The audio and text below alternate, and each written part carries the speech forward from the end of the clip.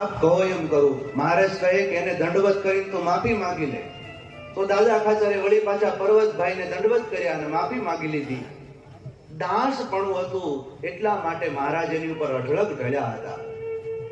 અને વાલા ભક્તજનો, જ્યારથી આ ધરતી સર્જાણી ને ત્યારથી ત્યાં સુધીમાં આ લોકમાં એક બે નહીં પણ એવા લાખો પુરાવા મળી ગયા છે કે જેણે આ સૃષ્ટિમાં જન્મ ધારણ કરી ભગવાન અને એના સાચા સંતો ભક્તોનું ગમતું કર્યું ને એ જ સુખી થયા છે. એની સામે બેઠા ઘડીક આમ જોવે, ઘડીક તેમ જોવે, ઘડીક ઉપર જોવે, ઘડીક નીચે જોવે, જેમ બ્રહ્માનંદ સ્વામીએ વડતાલ મંદિરમાં કર્યું હતું એમ.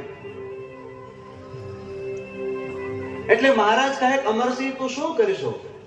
મહારાજ કહે હું જોઉં છું. અમરસિંહભાઈ કહે કે હું મહારાજ એમ જોઉં છું કે આ દુનિયામાં હું કઈ જીવની ખોટ હશે? બંને ત્યાં પણ શું જીવની ખોટ હશે? મહારાજ કહે પણ તમારું કેવું છે શું? અરે મહારાજ એ આ દુનિયામાં ઢગલા. જય સ્વામી મિત્રો, ખૂબ લાઈક કરી રહ્યા છો, ખૂબ શેર કરી રહ્યા છો, ખૂબ સબસ્ક્રાઇબ કરી આપનો ખૂબ ખૂબ આભાર. તમામ વિડીયો જોતા એને બધાને જાજાથી જય સ્વામિનારાયણ. હમણાં તો કીધું ના દુહાઈ નથી ગાઈ એટલે એકાદું ગાઈ નાખવા છે. હો સોરઠ તરા મારી જગ જુની અનગઢ જુનો ગિરનાર હે ઓલા વજડાએ જળ પીવે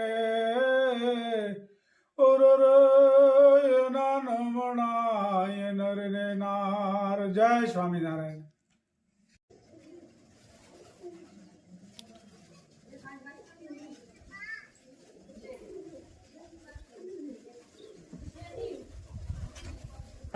જલ્દી જલ્દી જમવા માટે આવી ગયા છે. એક ધારો પ્રવાહ ચાલુ થઈ ગયો, આપ જોઈ શકો છો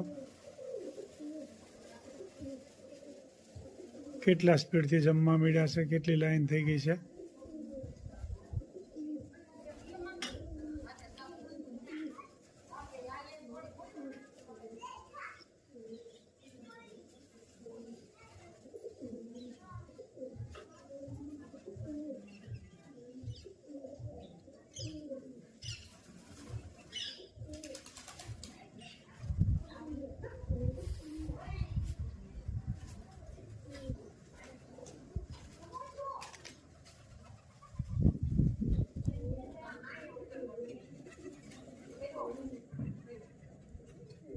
પાવેરા આવી ગયા છે, આપ જોઈ શકો છો.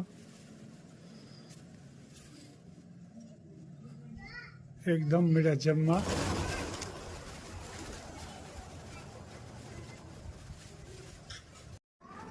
દેશી ઢોકળા બનાવવાના છે. હમણાં ઢોકળા ઉપર જ હાલે સાસુ. પાલક થઈ ગયા છે, અજમાન પાન થઈ ગયા છે મસ્તીના. અને આજ તો થોડા ઝાઝા કરવાના છે, બેનપણી દેવાના છે. સરસ મજાના ઢોકળા બની રહ્યા છે. ભરપૂર મસાલા વાળા બનાવવાના છે. નિમક,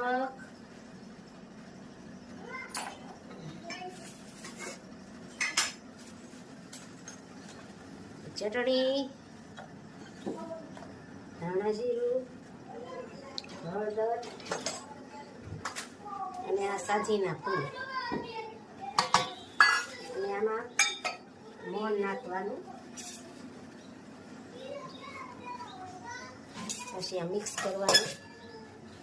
એમાં બાજરાનો લોટ, ભાખરીનો અને થોડોક ચણાનો, ત્રણેય લોટ મિક્સ કર્યા હોય. પછી આ લીંબુનો રસ અને આ પાલક પાતરા અને અજમાના પાન. 3-4 જાતની વસ્તુ ભેળવી છે ને. હા,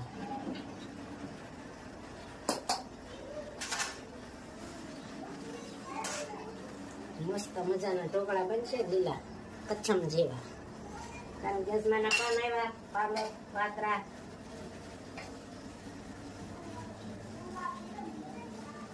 બધું મિક્સ કરવાનો.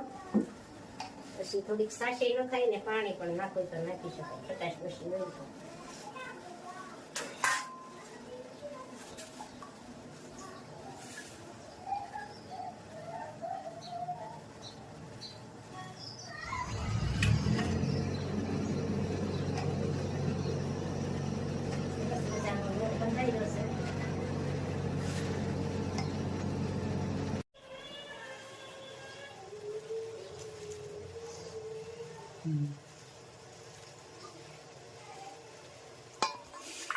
સરસ મજાનો લોટ બંધાઈ ગયો છે. આને બધું મિક્સ કરવાનો.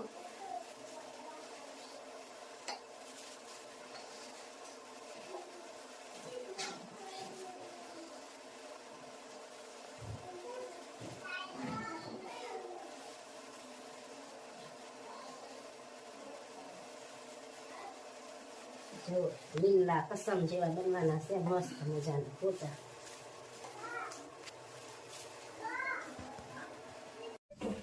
સરસ મજાના દેશી ઢોકળા. જો આને આજ તો જારીમાં મૂક્યા છે, ઓલામાં થોડા સામે, આમાં થોડાક ઝાઝા સામે. પાલક હોય ને એટલે આ શરીરને માટે ફાયદાકારક વસ્તુ છે. પાલક ને વધારે પાલક અજમા. જ મેથી હોતે ને પાલક, મેથી, પાતરા, અજમા બધું મિક્સમાં. હવે 4-5 જાતની આઈટમ આમાં ગળવી છે. સરસ મજાના તૈયાર થવા મળ્યા છે. એટલે સરસ લાગે. શિયાળામાં આ વધારે ઉપયોગ થાય આનો. એટલે મસ્ત મજાના બનશે. ભાવતા હોય ભાઈ કોમેન્ટ કરજો. હા, આ શિયાળામાં તો બધાને ભાવે. ખાટિયા ઢોકળા ને દેશી ઢોકળા ને ખમણ ને આ રીતે મુકાઈ જોઈ શકો છો. જોઈ શકો છો. દેશી ઢોકળા તૈયાર થઈ ગયા છે. લીલ સોયા ને જમવા પણ બે ગયા છે. કેમ બેના? મસ્ત હો. આ તો શિયાળામાં બહુ જ ભાવ્યા કરે. પાલક, પાતરા, અજમાન પાન ને મસાલો સારો હોય ને. મસ્ત બને. અમારા બા પણ બે ગયા છે. કેમ છે બા?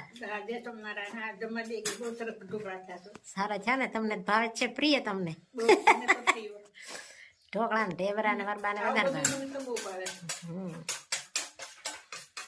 મરી પાવડર, આ ફુદીનાનો પાવડર અને અજમા અને નિમક અને આ છોડા. શું બને છે આ?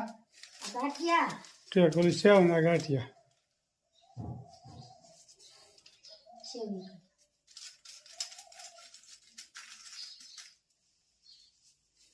આ છોડા અને આ મોણ.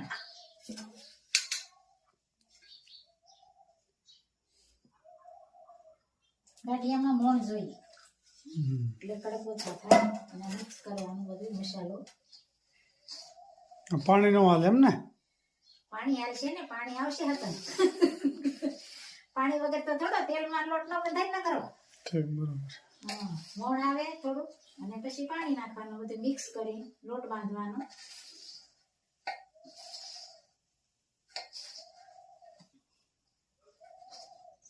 હવે મિક્સ થઈ ગયું છે અને લોટ બાંધવાનો છે.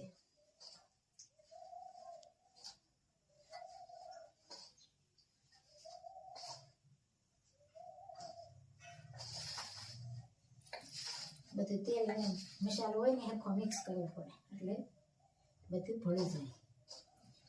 મસ્ત મજાના ગાંઠિયા બનશે.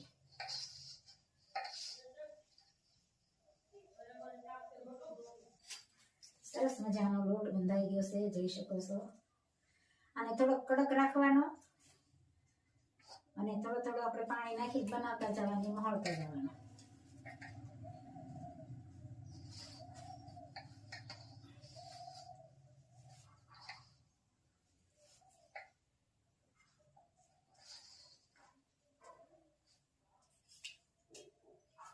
સરસ મજાના ગાંઠિયા બનશે. લીલા ફોદીના વાળા, મરી વાળા, અજમા. સરસ મજાના ગાંઠિયા બની રહ્યા છે. ફોદીનો, અજમાન, મસ્ત મજાના. મરી પાવડર વધારે આખેલે. ગાંઠિયા ભાઈ બની રહ્યા છે ગરમા ગરમ. ગરમા ગરમ જોરદાર મસાલા વાળા. ખાવા પડશે તો બે દાણા. સરસ મજાના ગાંઠિયા બની રહ્યા છે ભાઈ. ભાવતા હોય કોમેન્ટ કરજો. શિયાળાનું ખાણું એટલે શિયાળાનું ખાણું બધાને શિયાળા ભાવતું જ હોય. ગાંઠિયા, ભજીયા, પાતળા, મસ્ત મજાનો લોટ પણ જવો મસાલેદાર. અને આ રીતે થોડો થોડો લઈને મહળવાનો હમ. એટલે સરસ ગાંઠિયા પોચા થાય. સરસ મજાના ગાંઠિયા બની જશે ભાઈ.